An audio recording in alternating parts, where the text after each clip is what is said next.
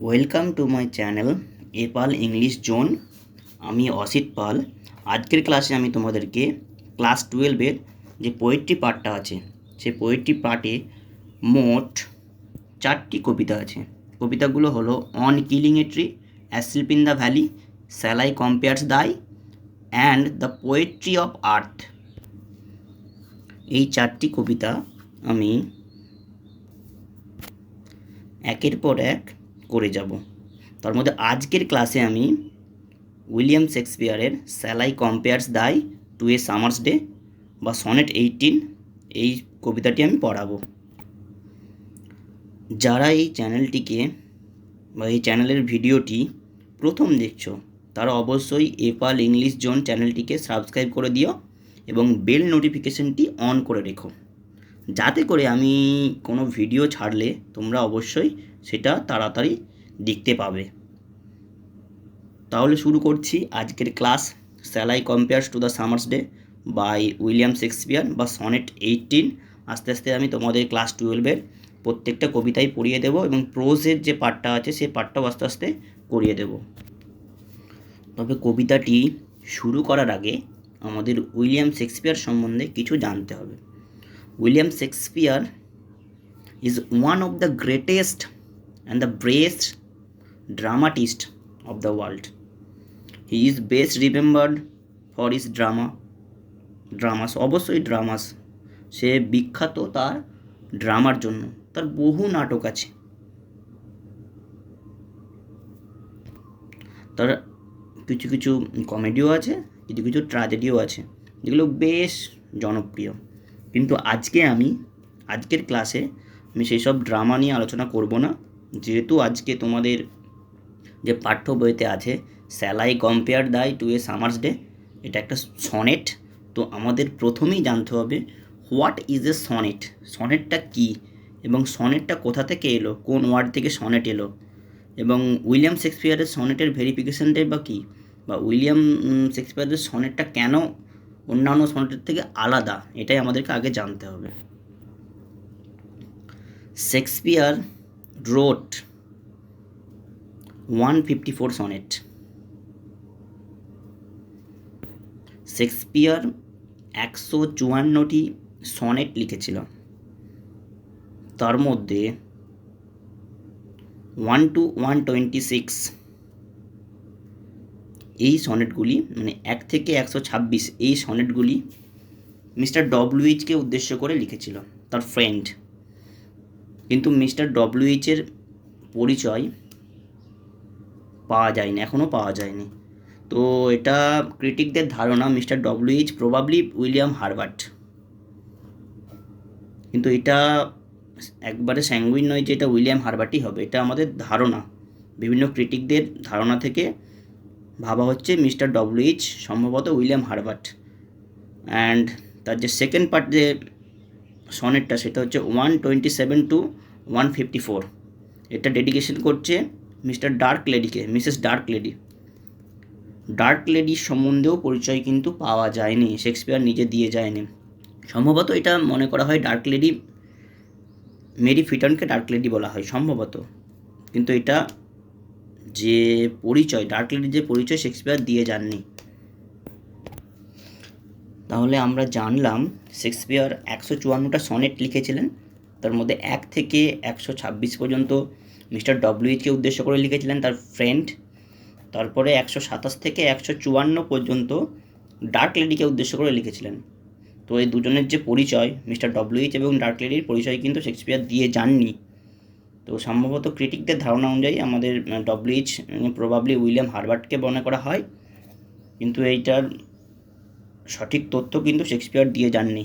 তো এটা সম্ভবত, এবং ডার্ক লেডি সম্ভবত মেরি ফিটনকে ধরা হয় সম্ভবত, প্রবাবলি।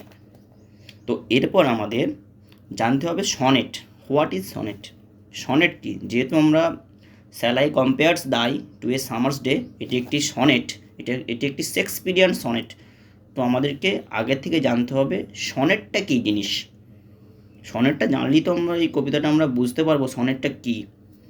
তো সম্ভবত ভালো করে তোমরা মন দিয়ে শোনো, অবশ্যই বুঝতে পারবে সনেট কী, এবং এই যে সনেটটা এটাও বুঝতে পারবে।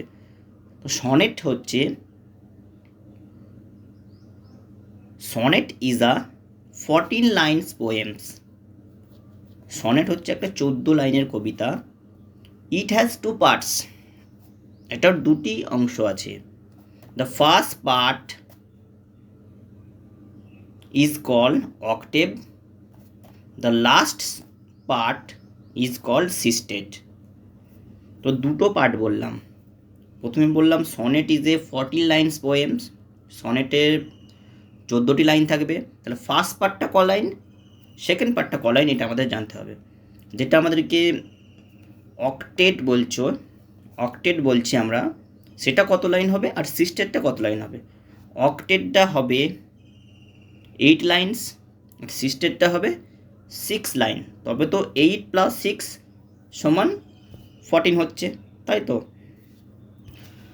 এরপর দেখো, এরপর আমাদের যেটা জানতে হবে, the word sonnet has come from the Italian word sonetto. Sonetto means a little song. Okay, তাহলে সনেট এই ফর্মটা কোথা থেকে এসছে, ইতালিয়ান ওয়ার্ড সনেটো থেকে, যার মানে হচ্ছে এ লিটিল সং। ওকে,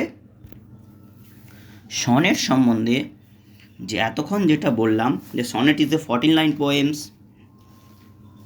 এবং যার প্রথম 8 লাইন যেটাকে অক্টেট বলা হয় এবং শেষ 6 লাইনকে সিস্টেট বলা হয়, যেটা আমি বললাম সেটা কিন্তু মনে রাখবে, এটা হচ্ছে ইতালিয়ান সনেট বা পেত্রাচিয়ান সনেটের স্ট্রাকচার। শেক্সপিয়ারের যে sonnet, Shakespearean sonnets is different from Petrarchan sonnets বা ইতালিয়ান সনেট। শেক্সপিয়ারের যে সনেট সেটা completely different from Italian sonnets. Italian sonnet বা পেত্রাচিয়ান সনেটের থেকে শেক্সপিয়ারের যে সনেট, তার যে স্ট্রাকচার আলাদা, সম্পূর্ণ আলাদা। Shakespeare is a different writer. Shakespeare is the giant figure of the English literature. He re-evaluated, reconstructed the idea of the sonnets. তাহলে যেহেতু আমরা শেক্সপিয়ারের সনেটটা পড়ব, তাহলে আমাদেরকে আগে জানতে হবে শেক্সপিয়ারের সনেটের যে স্ট্রাকচার সেটা আমাদেরকে জানতে হবে আগে, তাই তো। অবশ্যই জানতে হবে শেক্সপিয়ারের সনেটের স্ট্রাকচারটা। তো শেক্সপিয়ারের যে সনেট, সেই স্ট্রাকচারটা হচ্ছে 3 quatrain and a concluding couplet. What is quatrain? Quatrain is a 4 line stanza. তাহলে কোয়ার্টেনটা কি? 4 line stanza and a concluding couplet. কাপলেটটা কি? 2 লাইন স্ট্যাঞ্জা। তো 3 কোয়ার্টেন, একটা কোয়ার্টেনে কটা লাইন? 4টে লাইন। তাহলে 3টে কোয়ার্টেন বলেছে, 3টে কোয়ার্টেন মানে হচ্ছে 3 × 4 = 12 লাইন হয়ে গেল। আর 2 লাইনটা বলেছে এ কনক্লুডিং কাপলেট, এবং একটা 2 লাইন স্ট্যাঞ্জা থাকবে যেটাকে বলা হয় কাপলেট। তো তাহলে শেক্সপিয়ারের যে সনেটের স্ট্রাকচারটা হচ্ছে 3 quatrains and a concluding couplet. তো 3 কোয়ার্টেন, কোয়ার্টেন মানে কি বললাম? 4 লাইন স্ট্যাঞ্জা। কাপলেট মানে হচ্ছে 2 লাইন স্ট্যাঞ্জা। তাহলে কোয়ার্টেন মানে হচ্ছে 3টে কোয়ার্টেন মানে হচ্ছে তোমার 3 × 4 = 12 লাইন হলো, আর হচ্ছে শেষে কাপলেটটা 2 লাইন, মানে সব মিললে হলো 14 লাইন। মিলে গেল। তাহলে sonnet is a 14 line poems. তো শেক্সপিয়ারের সনেটটা একটু different, 3 quatrains and a concluding couplet. বোঝা গেল? তাহলে এতক্ষণ যেটা বললাম সনেট সম্পর্কে, সেটা আমরা একটু খাতায় লিখে নিই, তাহলে কিন্তু আমাদের ভালো মনে থাকবে। কারণ আমাদের তো না লিখলে সব কিছু জিনিস কি মনে থাকে? মনে থাকবে না। এখন হয়তো পড়লে, এখন হয়তো শুনলে, অবশ্যই তোমরা যেটা অসুবিধা সেটা ভিডিওটা পজ করে করে লিখে নেবে। তবু আমি একটু লিখে দিচ্ছি তোমাদেরকে যে সনেটটা যেটা বলা হলো এই পর্যন্ত। তাহলে দেখো খাতায় আমি যেটা লিখছি, তোমরা সবাই শেক্সপিয়ার KESPEARE,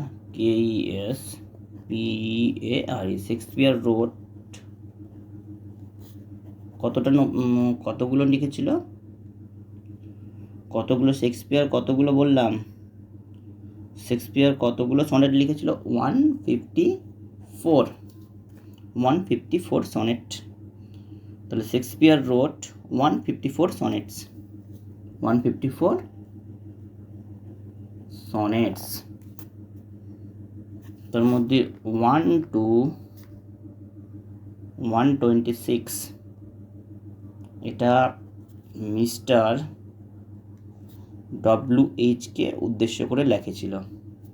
তো আমরা আগেই বলেছিলাম যে মিস্টার WH-এর পরিচয় উইলিয়াম শেক্সপিয়ার দিয়ে যায়নি, এটা আমরা প্রবাবলি মনে করি। তাহলে প্রবাবলি এটাকে প্রবাবলি উইলিয়াম হারবার্টকে ধরা হয়, উইলিয়াম হারবার্ট, HERBERT।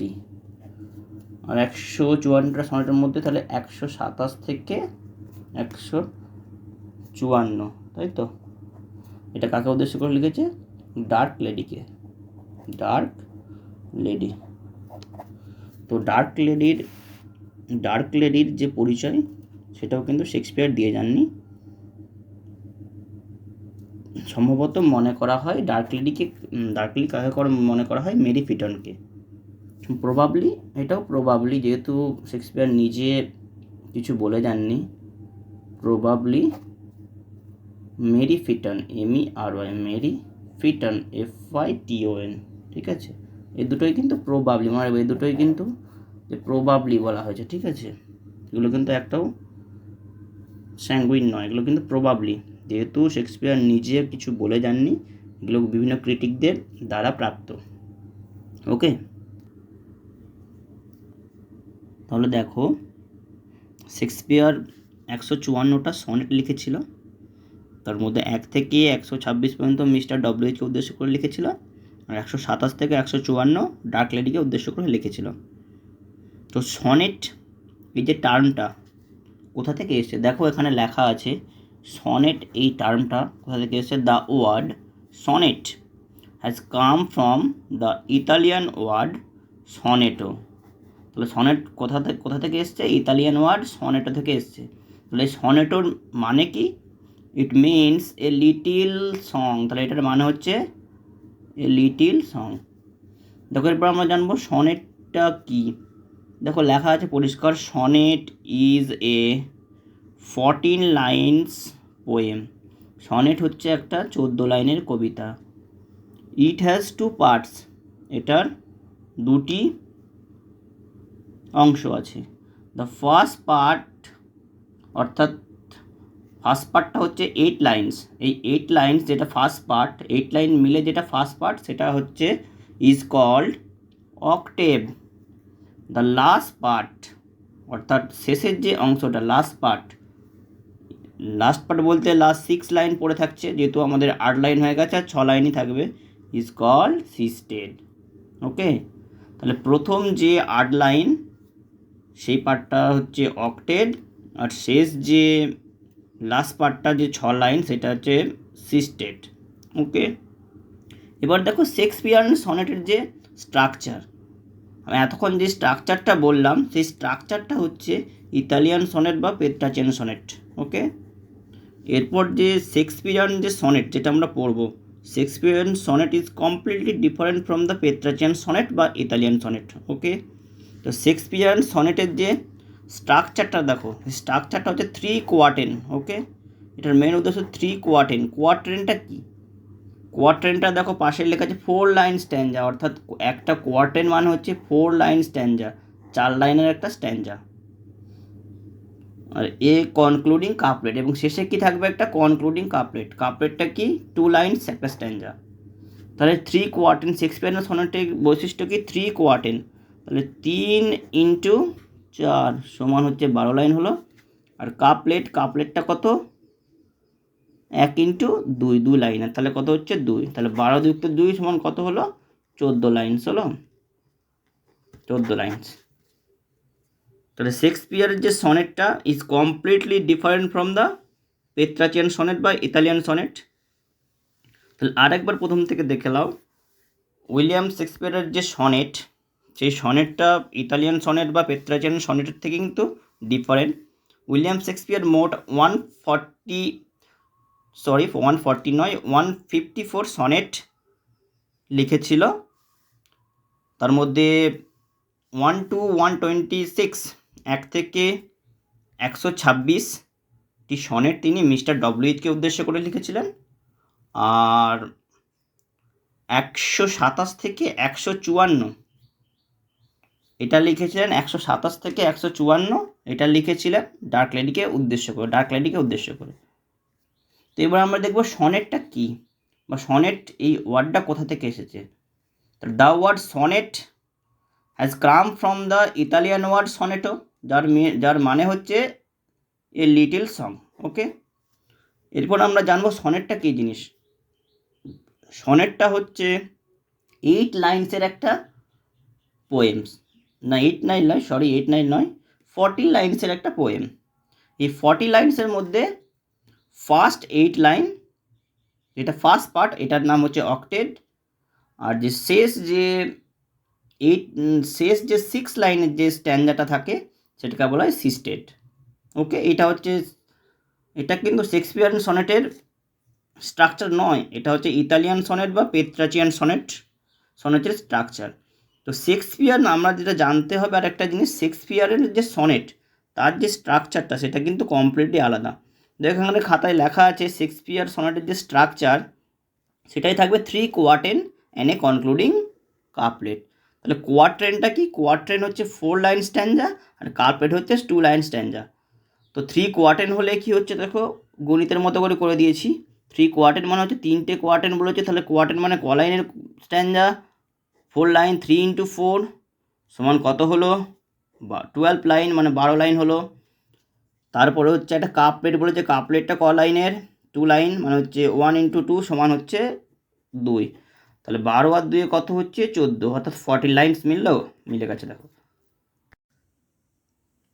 তো তোমাদের যে ইন্ট্রোডাকশানটা দিলাম সনেট সম্বন্ধে, এবং সনেট কোথা থেকে সৃষ্টি হয়েছে, কত ধরনের সনেট হয়, সনেট কাকে বলে, সনেটের ভাগগুলো, সনেটের অংশই বা কী, এগুলো বলা হলো।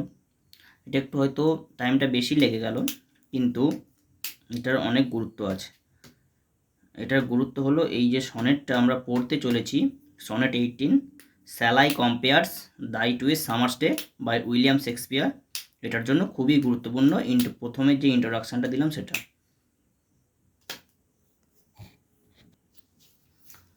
দেখো, এবার আমি টেক্সটটা, কবিতাটি লাইন বাই লাইন অ্যানালিসিস করছি। দেখো, shall I compare, here I refers to Shakespeare himself. Okay, এখন আই মানে শেক্সপিয়ার, কম্পেয়ার্স দাই মানে the poet's friend. Okay, thy মানে the poet's friend. Okay, to a summer's day, বলছে শ্যাল আই কম্পেয়ার, আমি কি তুলনা করব দাই মানে দ্য পোয়েটস ফ্রেন্ডসকে টু এ সামার্স ডে। তাহলে কবি বলছে আমি কি তোমাকে গ্রীষ্মের দিনের সাথে তুলনা করতে পারি। Why summer's day? মনসুন ডেও তো হতে পারতো, কিন্তু সামার্স ডে কেন? এই যে সামার্স ডে কেন, why summer's day? Summer's day এর একটাই কারণ, সেটা হচ্ছে in England the summer's day is very beautiful and charming. Okay, বোঝা গেল কেন সামার্স ডের সাথে তুলনা করা হয়েছে। কবি তুলনা করবে বলে ভাবছে, এখনও তুলনা কিন্তু করেনি। শ্যাল আই কম্পেয়ার্স দাই to a summer's day, the poet নয়, the poems begins with a confusion whether the poet compares the beauty of his friends with the beauty of a summer's day. Why summer's day? কেন summer's day? Because in England the beauty of the summer's day is very good, it is very charming. Okay, so তাই কবি তার বন্ধুর সৌন্দর্যের সাথে summer's day তুলনা করবে বলে ভাবছেন, কিন্তু এখনও তুলনা করেনি কবি। তো এইটা তুলনা করতে গিয়ে কবি ভাবছেন, হেজিটেশন করছেন, কবির মধ্যে এখন কনফিউশন আছে, সে কি তুলনা করবে সামার্স ডের সাথে তার বন্ধুর সৌন্দর্যকে। দেখো পরেরটা কি বলছে, দাও আর্ট, দাও মানে ইউ, আর্ট মানে are, you are more lovely and more temperate. তাহলে কবি কি তার বন্ধুর সৌন্দর্যের সাথে সামার্স ডেকে তুলনা করবেন, যদিও summer's day in England is very pleasant and enjoyable. But the next লাইনে দেখো কবি উত্তর দিয়ে দিচ্ছে যে দ্য পোয়েট, কবি কিন্তু তার বন্ধুর যে সৌন্দর্য তার সাথে সামার্স ডেকে তুলনা করবেন না। কারণটা কি? Though summer's day is beautiful and pleasant, but the beauty of his friend is lovely and temperate. Temperate means stable and calm. Okay, তার মানে তার কোশ্চেনের উত্তর দিয়ে দিল কবি নিজেই, যে প্রথমে একটা হেজিটেশন করছিল। তাহলে the poem started with a confusion, the poem started with a question. What is the questions? whether the poet compares the beauty of his friends with the beauty of a summer's day. দেখো উত্তরের answer হয়ে গেল no, the poet does not compare the beauty of his friend with the beauty of a summer's day, because কারণ কি? summer's day, though summer's day is beautiful and enjoyable, but the beauty of his friend is more lovely and more temperate, more stable and more calm. Okay, so the poet rejects not to compare the beauty of his friends with the beauty of a summer's day. Okay, তাহলে প্রথম দুটি line পড়ে কি বুঝতে পারা গেল? The poem started with a confusion, এগুলো কিন্তু পরিষ্কার করে ভিডিওটা পজ করে করে লিখে নেবে। এগুলোই কিন্তু পরীক্ষায় উত্তর লিখলে নাম্বার পাওয়া যাবে। ওকে, এগুলোই লিখবে। কবিতা কখনোই না বুঝে কখনো উত্তর দেওয়া যায় না, বোঝা গেল? কবিতাটা বুঝে নিলে যেখান থেকেই প্রশ্ন পড়ুক তোমরা কিন্তু উত্তর দিতে পারবে। তাহলে প্রথম লাইনটাই শ্যাল আই কম্পেয়ার্স দাই to a summer's day, rhetorical question. Thou art more lovely and more temperament. তাহলে the poem started with a confusion, the poem started with a question, the poet can not compares the beauty of his friend to the beauty of a summer's day. Though summer's day কেন বললাম? In England summer's day is beautiful and enjoyable to every one, but the beauty of his friend is more lovely and more temperament than the summer's day. So the poet does not compare the beauty of his friends with the beauty of a summer's day. ওকে, এই দুটো লাইনের মানে বোঝা গেল। আর দেখো কেন কবি 3 নম্বর 4 নম্বর লাইনে আমরা বুঝতে পারবো কেন আমাদের কবি সামার্স ডের সাথে তার বন্ধুর যে সৌন্দর্য বিউটিটাকে তুলনা করেনি। কারণ সামার্স ডের অনেক ড্রব্যাকস আছে। ড্রব্যাকস মানে কি? ফলিস। মানে ফলিস মানে আমরা কি বলবো? সামার্স ডে যদিও সুন্দর, তার কিন্তু অনেক কি আছে? ত্রুটি আছে। ওকে, সেই ত্রুটিগুলো কিন্তু এবার দেখবো। দেখো 3 নম্বর লাইনটায় কি বলছে? Rough winds do shake the darling birds of May and summer lease hath all too short a death. Okay, বোঝা? দেখো থার্ড লাইনটা কি বলছে? Rough wind do shake the darling birds of May. তাহলে summer's day the first drawback দেখো, summer's ডের first drawbacks অর্থাৎ short কামিংসটা দেখো, ত্রুটিটা দেখো।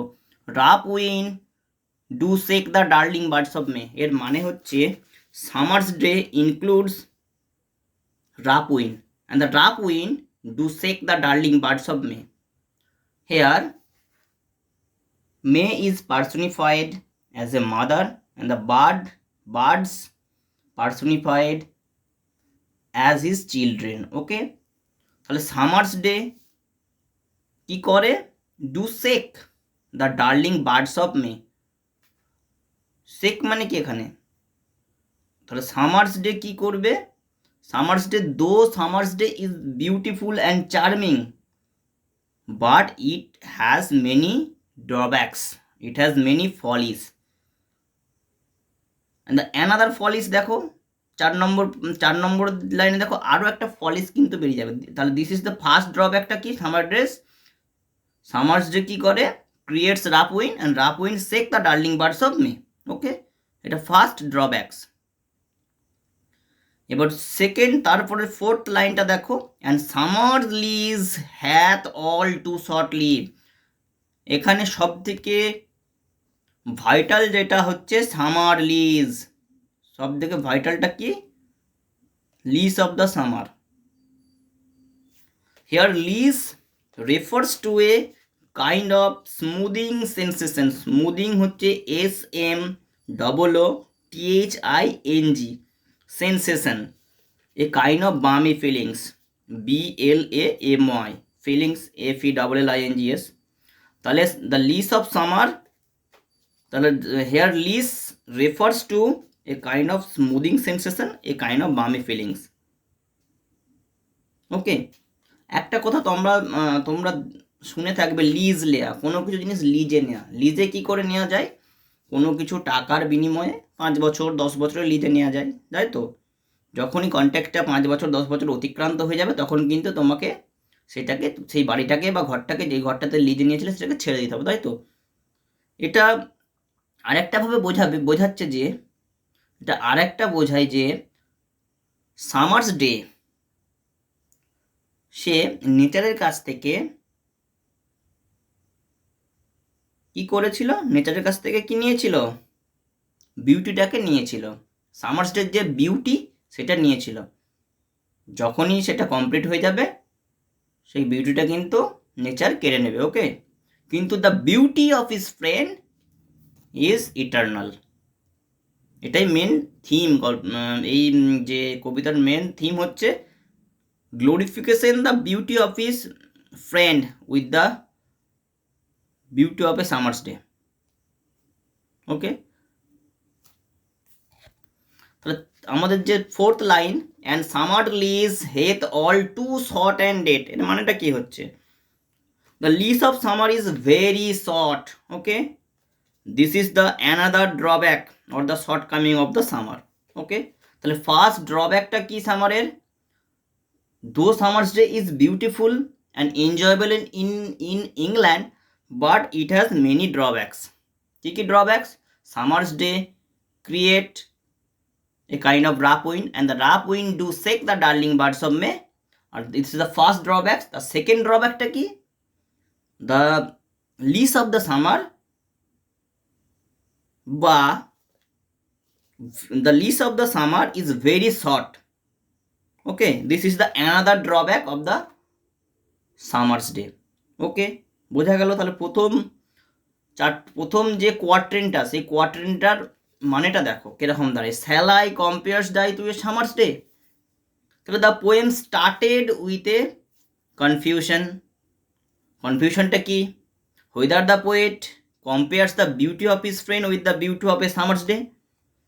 উত্তরটা কি আসবে? No, the poet does not compare the beauty of his friend with the summer's day. Though summer's day is enjoyable, but the beauty of his friend is more lovely and more temperate, more stable and more calm. ওকে, কেন Summers ডের সাথে কবি নিজের বন্ধুর সৌন্দর্যটাকে তুলনা করবেনি? কারণ Summers ডের কি আছে? মেনি ড্রব্যাকস আছে। ওকে, ড্রব্যাকস আছে। কি drawbacks? Summer's day creates rough wind and the rough winds shake the darling birds of May. Okay, 4 number লাইনটা কি বলছে? 4 নম্বর লাইনটা বলছে, though the lease of the summer is beautiful, but the lease of the summer is very short and transitory.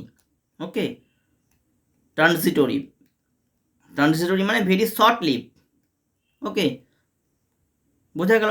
তাহলে first যে কোয়ার্ট্রেনটা, কারণ শেক্সপিয়ারের সনেটে আমাদের 3 কোয়ার্টেন আছে অ্যান্ড কনক্লুডিং কাপলেট আছে। তার 3 কোয়ার্টেনের মধ্যে একটা কোয়ার্ট্রেন কিন্তু কমপ্লিট হয়ে গেল। প্রত্যেকের বোঝা গেল কোয়ার্ট্রেনটা? এরপর দেখো সেকেন্ড কোয়ার্ট্রেনটা দেখো। Sometimes too hot the eye of heaven shines. Sometimes মানে মাঝে মধ্যেই, too hot the eye of heaven. Here eye of heaven refers to the sun. Okay, eye of heaven refers to the sun. এখানে eye of haven, এটা কিন্তু একটা পেরিফ্রেসিসের উদাহরণ। পেরিফ্রেসিস অর্থাৎ এটা একটা ফিগার অফ স্পিচ, ইংলিশে একটা ফিগার অফ স্পিচ। দেখো এটা আমি খাতায় করে দিচ্ছি, তবে তোমরা একটু ভালো করে বুঝতে পারবে। দেখো এখানে আই অফ হেভেন আছে তো, আই অফ হেভেন আছে। I of heaven refers to the sun. Okay, eye of heaven মানে কি? The sun. এই কথাটা দেখো আই অফ হেভেন না বলে ডাইরেক্ট সানও বলতে পারতো, কিন্তু সানটা বলেনি, তাই তো। দেখো এই কথাটা, এটা একটা ইংরেজি ফিগার অফ স্পিচ, পেরিফ্রেসিসের উদাহরণ। পেরিফ্রেসিসটা কী জিনিস? পেরিফ্রেসিসটা হচ্ছে ঘুরিয়ে কথা বলা। অর্থাৎ আমি ডাইরেক্ট দ্য সান বলতে পারতাম, কিন্তু আমি কি বললাম, কবিতায় কি বললো? Eye of heaven. Eye of heaven means the sun's. এটা একটা ইংরাজি ফিগার অফ স্পিচ, পেরিফ্রেসিসের উদাহরণ। পেরিফ্রেসিসটা কী জিনিস? এটা হচ্ছে একটা ইংরেজিতে একটা ফিগার অফ স্পিচ, যেটাকে যার মাধ্যমে ঘুরিয়ে ফিরিয়ে বলা হয়, মানে ঘুরিয়ে বলা হয়। দেখো ঘুরিয়ে বলা হয়েছে, এখানে ডাইরেক্ট সান বলা হতো, সানের জায়গায় কি বলা হয়েছে? ঘুরিয়ে কি বলা হয়েছে? The eye of heaven. Eye of heaven, eye of heaven মানে সান। বোঝা গেল? তাহলে sometimes too hot the eye of heaven shines and often is his gold complexions dim. এটার মানে কি? তাহলে though summer's day is beautiful and enjoyable, but summer's day creates hot rays of the sun. Okay, so summer's day creates the hot rays of the sun, and often is goal complexions. Goal complexion refers to ki? Goal complexion mane ki?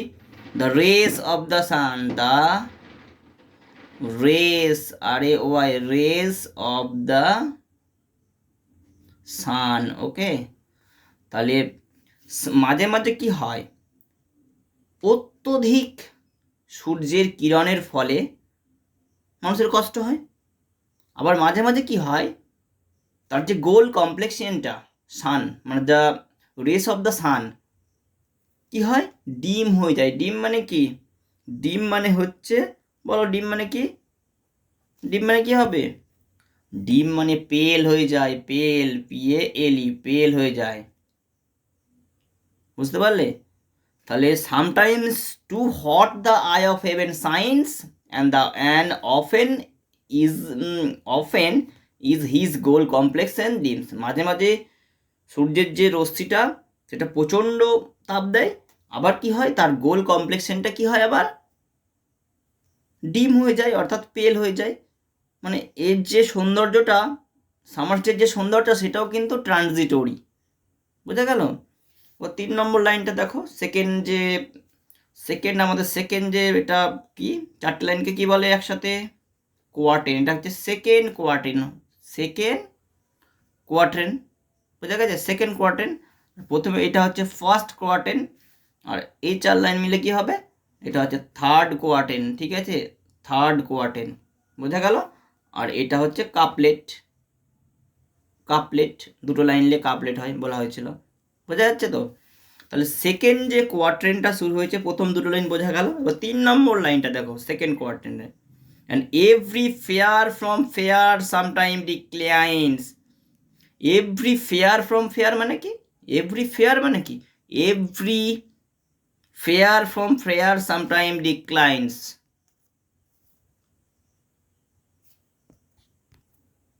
অর্থাৎ every fair from fair মানে কি?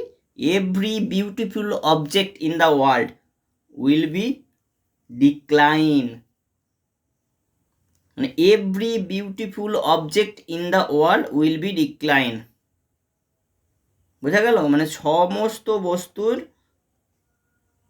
বস্তুই কিন্তু ধ্বংস হয়। তোমরা হয়তো দেখে থাকবে, আগেকারের কিছু কিছু মন্দির তৈরি হয়েছিল তো, কিন্তু এখন সেগুলো দেখলে মনে হবে যে ধ্বংস হয়ে গেছে। অর্থাৎ every beautiful object in the world will be decline, but the beauty of his friend is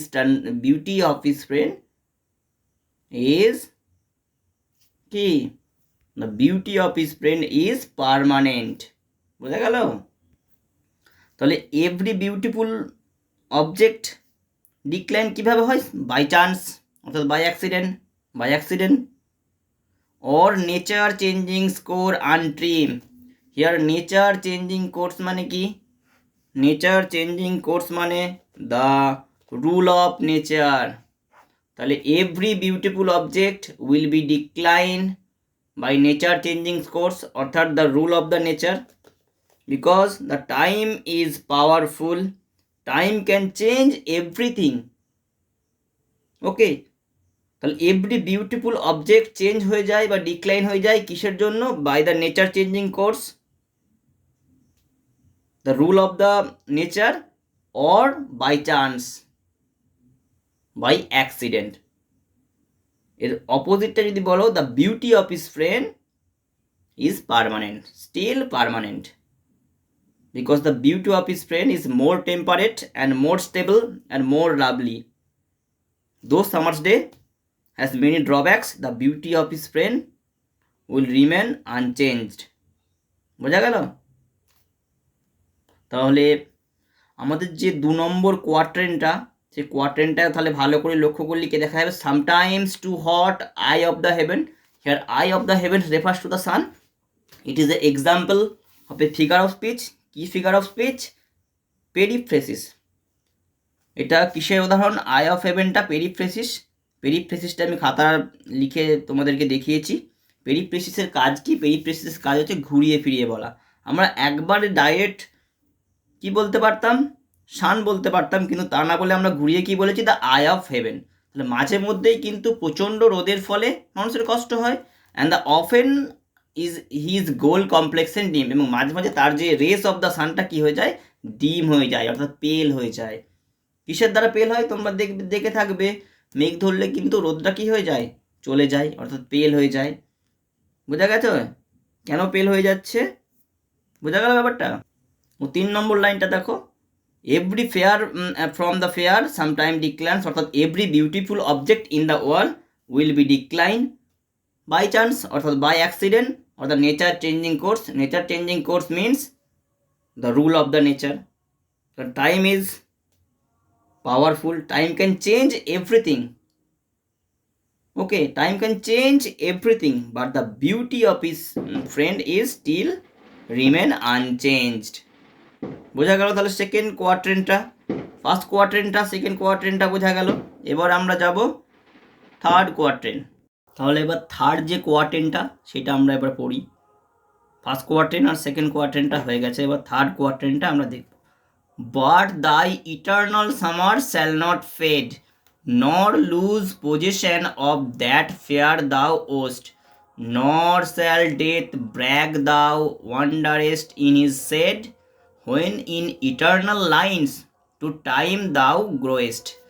দেখো, but thy eternal summer, here eternal summer, the word is eternal summer is very important. The eternal summer refers to the beauty of his friend. Okay, the eternal summers refers to the beauty of his friend. The poet যে বন্ধু তার কথা বলা হচ্ছে eternal summer, the beauty of his friends.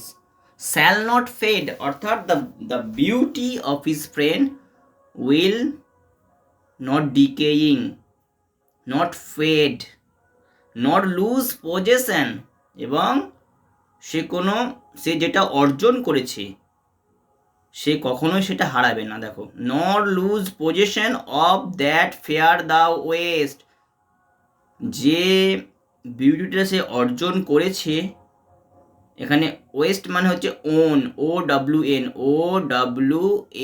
On. বোঝা গেল? West মানে হচ্ছে ওন, মানে যেটা সে অর্জন করেছে সেটাও সে কখনো হারাবে না। অর্থাৎ প্রথম দুটো লাইন পড়ে যেটা বোঝা গেল, the beauty of his friend is eternal. The beauty of his friend will not fade. বলতে the beauty of his friend is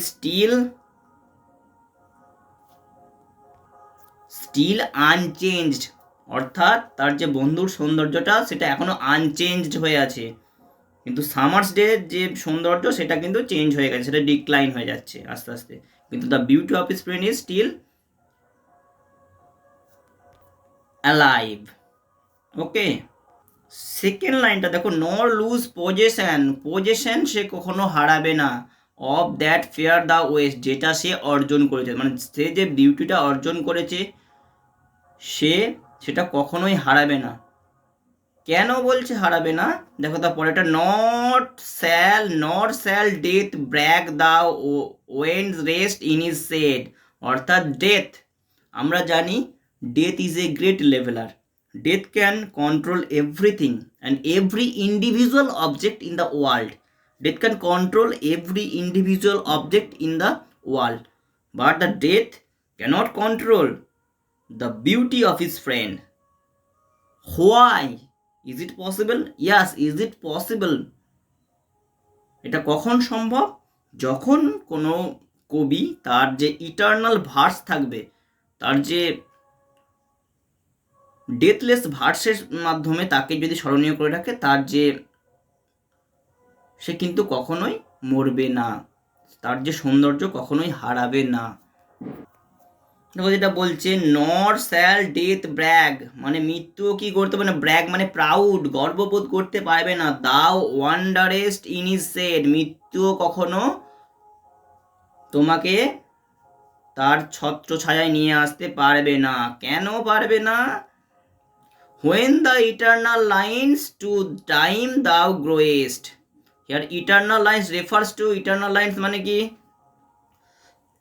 eternal lines মানে হচ্ছে deathless verse, deathless verse, VERSE, deathless verse, বোঝা গেল?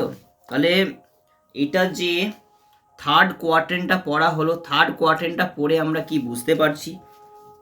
The beauty of his friend is everlasting. Death is a great leveller, আমরা জানি মৃত্যু সব কিছুই কন্ট্রোল করতে পারে। Death can control everything, but death cannot control the beauty of his friend. Death can control every individual object in the world, but death cannot control with the beauty of his friend. Why is it possible? It is possible when, এটা কখন সম্ভব হয়? যখন কোনো কবি তার কবিতার মাধ্যমে কাকেও স্মরণীয় করে রাখে, তখন এটা পসিবল হয়, তাই তো? The poet immortalizes the beauty of his friends through his verse. Okay? তাহলে এটা কি বলছে? The beauty of his friend কি করছে? The beauty of his friend through his verse, মানে কি? দ্য পোয়েট কি করছে? দ্য পোয়েট ইমর্টালাইজেস করছে, ইমর্টালাইজেস স্মরণীয় করে রাখছে the beauty of his friend through his deathless verse. তার যে ডেথলেস ভার্সের মাধ্যমে কবি তার বন্ধুর যে সৌন্দর্য, তার বন্ধুর যে অস্তিত্ব, সেটা স্মরণ করে রাখছে। বোঝা গেল? এটা আরেকটা মানে হয়, the verse of the poet is over powerful than times. The verse of the poet can beat the powerful of everything the time, that is the time, মানে সময়কেও হার মানিয়ে দিচ্ছে কে? The eternal verse of the poet, the deathless verse of the poet. Okay, তা third stanza, first stanza, second stanza, third stanza, তিনটে quatrain পড়া হয়ে গেল। এরপরে আমরা কিটা পড়বো? এরপরে আমরা কাপলেটটা পড়বো। বোঝা গেছে? এবারে কাপলেটটা দেখো কি বলছে, so long as main can breathe or eyes can see, so long lives this and this gives life to thy, এবার thy মানে you, তাহলে so long as men can breathe, যতদিন মানুষ শ্বাস প্রশ্বাস নেবে, অর্থাৎ যতদিন মানুষের অস্তিত্ব থাকবে, or eyes can see, চোখে মানুষ দেখতে পারবে, so long lives this, যতদিন এই ভার্সটা বেঁচে থাকবে, অ্যান্ড যতদিন এই ভার্সটা থাকবে, অর্থাৎ তার যে ইটার্নাল লাইনটা যতদিন থাকবে, and this gives life to দাই, এবং সেটা কি করবে? কবির যে বন্ধুটাকে, তাকে কি করবে? একটা জীবন দান করবে, অর্থাৎ সে জীবিত থাকবে। সে জীবিত কিসের মধ্যে থাকবে? কিসের মাধ্যমে থাকবে? সে জীবিত থাকবে কবির যে ইটার্নাল ভার্স, তার যে ডেথলেস ভার্সের মাধ্যমে চিরস্মরণীয় হয়ে থাকবে। বোঝা গেল কবিতাটা shall I compares to the summer's day, sonnet 18 by William Shakespeare. এটা আমি লাইন বাই লাইন অ্যানালিসিস করলাম এবং যেই ওয়ার্ডগুলো গুরুত্বপূর্ণ পরীক্ষার জন্য সেগুলো কিন্তু আমি অ্যানালিসিস করে দিলাম। এরপরে আমি এই কবিতার যেটা সেন্ট্রাল থিম সেটা একটু আলোচনা করে দিই। তাহলে এই কবিতার সেন্ট্রাল থিমটা অবশ্যই বলছি তোমরা একটু লিখে নিও। আমি বলছি তোমরা ভিডিওটা পজ করে করে একটু লিখে নিও। তবে এই কবিতাটা যেটা সেন্ট্রাল থিম হওয়া উচিত সেটা হচ্ছে glorification of his friends beauty. The poet compares the beauty of his friend to the beauty of a summer's day.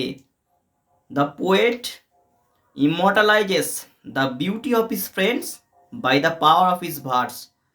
The poet establishes the superiority of his friends' beauty. আমরা সবাই জানি art is permanent, art is more powerful than times. The poet beats the time and এখানে অ্যান্ডটা বলবো না, the poet beats the time, the beauty of his friend is timeless and everlasting. Okay, তাহলে কবিতাটা তোমরা বুঝতে পেরেছো নাকি? প্রত্যেকে কমেন্ট করে জানাবে, এবং কোথাও কোনো অসুবিধা হলে কোনো ওয়ার্ডে যদি অসুবিধা হয় সেটাও কমেন্ট করে জানাবে। এবং কবিতাটা যদি ভালো লেগে থাকে অবশ্যই লাইক কমেন্ট শেয়ার করবে, এবং আমার চ্যানেলটিকে অবশ্যই সাবস্ক্রাইব করে দেবে। এপাল ইংলিশ জোন এই যে চ্যানেলটিকে সাবস্ক্রাইব করে দেবে। Thank you watching for this video. ধন্যবাদ।